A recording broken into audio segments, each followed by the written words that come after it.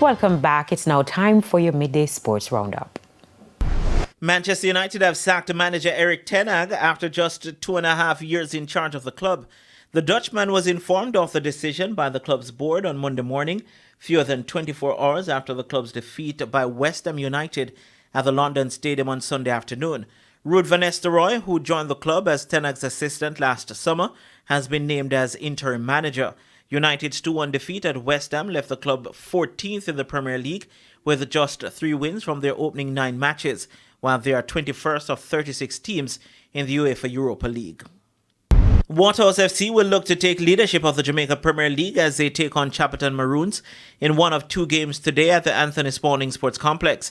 Waterhouse are currently 3rd on the table on 13 points, 1 behind leaders Montego Bay United, who drew 0-0 with 2nd place Beaumont United on Sunday night at the Montego Bay Sports Complex.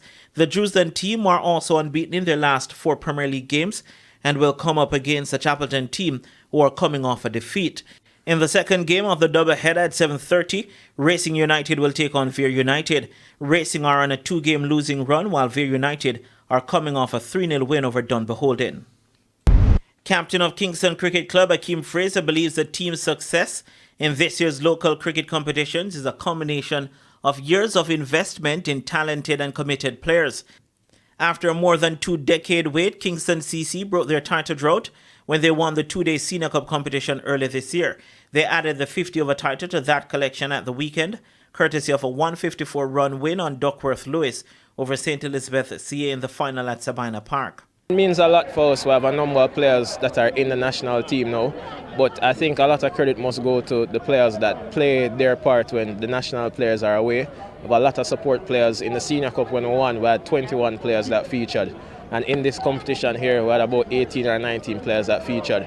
A number of players that whenever we call upon them, they make themselves available and they give off the best, and that's all that we can ask for. It speaks to a strong club culture and it speaks to committed, talented players. So we must give thanks for that.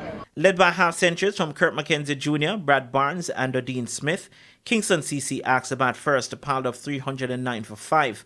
St. Elizabeth got to 155 for 5 in 36.2 overs when bad light ended play.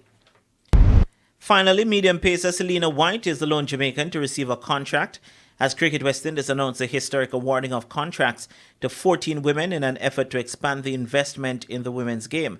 According to a release from the regional board, this first-time initiative is a significant step forward in CWI's strategic commitment to elite and high-performance cricket and signals a continued investment in the growth of the women's game in the Caribbean. This expansion brings the total of contracted regional players to 104 for the year and 164 in total, including senior and academy players.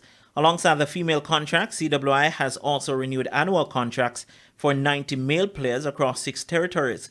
Meanwhile, Clarendon CA's O'Dane McCarthy has seemingly replaced Nkrumah Bonner on the list of contracted Jamaica Scorpions players for the 2024-25 period. And that's it for your Midday Sports Report. I'm Renata Brown. Thanks, Renato. And that concludes the Midday News package. I'm Carrie Simpson. Join us at 7 for Primetime News.